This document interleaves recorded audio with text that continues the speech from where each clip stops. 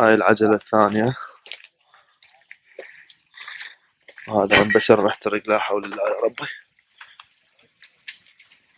هاي هم جثة، استغفر الله ربي.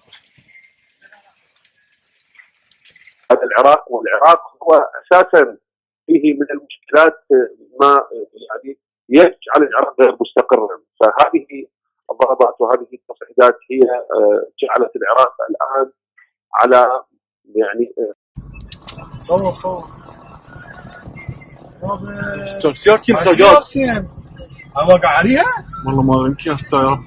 Hi everyone, this is African Esquire TV. I'm your host, Tony Cherie. So what I want to talk about today is what a lot of people were talking about really since the end of last week, and that is the prospects that the United States might have just started a war with Iran and possibly several other countries by Donald Trump's reckless actions of assassinating the top Iranian general. Now, what we have to keep in mind, and I'm speaking as African people of African descent, whoever you are watching this video, wherever you are, we have to keep in mind that we are all inside of a global system.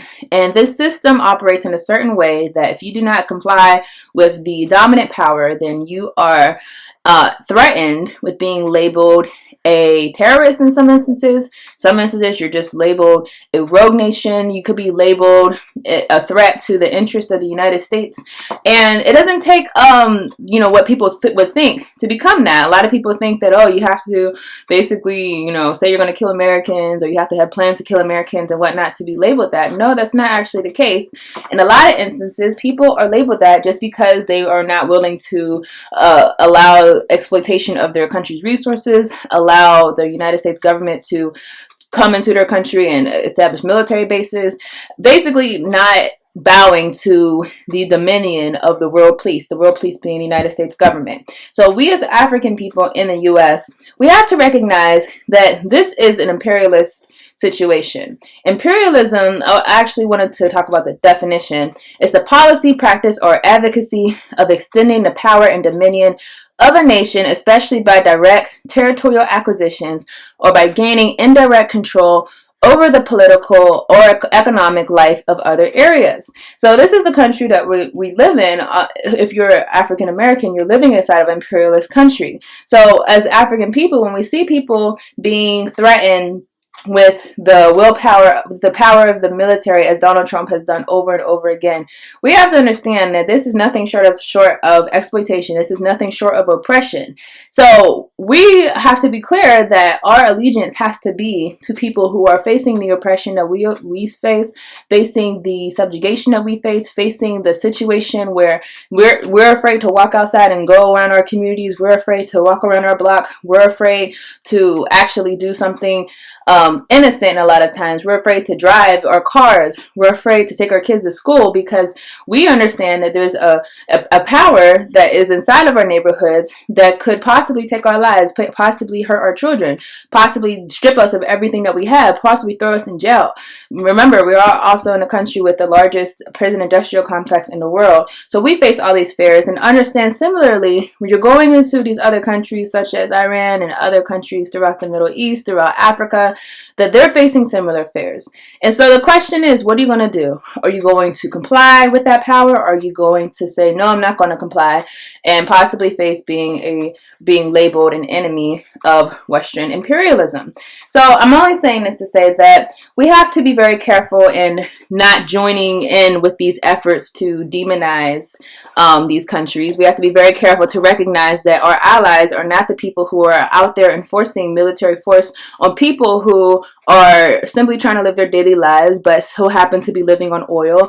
We have to understand that our allegiance should be with the people who are situated like us, because we as African people, we are situated in a place where we are being exploited. We are being chosen for exploitation. That's the whole reason we're in the United States, is because the power structure, seeing that there's a benefit to themselves if they were able to gain access to these people, African people, deprive them, use them for labor to build their economy, and then go back into the host country of the host continent of Africa and exploit that continent for its resources, for its gold, for its for its cobalt, for its many minerals that make it the richest continent inside of the world. So we are similarly situated as them. And I think a lot of people understand that, but still it has to be stated that our allies cannot be the ones who are out there doing these things. Our allies cannot be the ones who are out there enforcing military force on people who do not deserve the type of treatment that they're being given, but they're being labeled a certain way just because they won't comply with the will of the United States. We have to be very clear that our allies cannot be those people. And Donald Trump, obviously, he's not going to be the one fighting a war if he does start the war. His children won't be the ones fighting the war. His grandchildren won't be the ones fighting the war. Frankly, more than likely it's going to be people of African descent who look like us. And also it's going to be other people who are poor who had to go into the military service because they could not obtain the same type of opportunities that people who are like Donald Trump could easily obtain.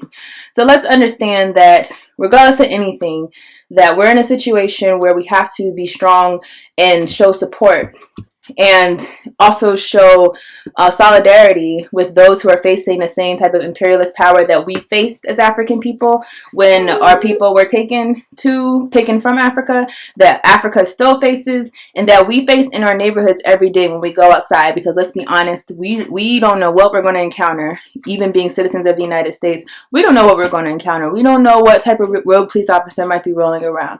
We don't know what type of oppressive force might face us that day. So understand that we are similarly situated as them, and as being so, we have to show solidarity with times like this and stand strong with those who are on the right side of history. Because I'm telling you, it's not Donald Trump.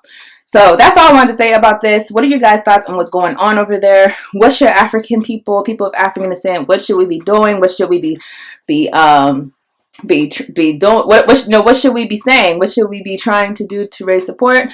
What do you say to those who are unfortunately caught inside of the military industrial complex because many of them misestimated their livelihood being inside of the general population of the US versus actually becoming owned by the US.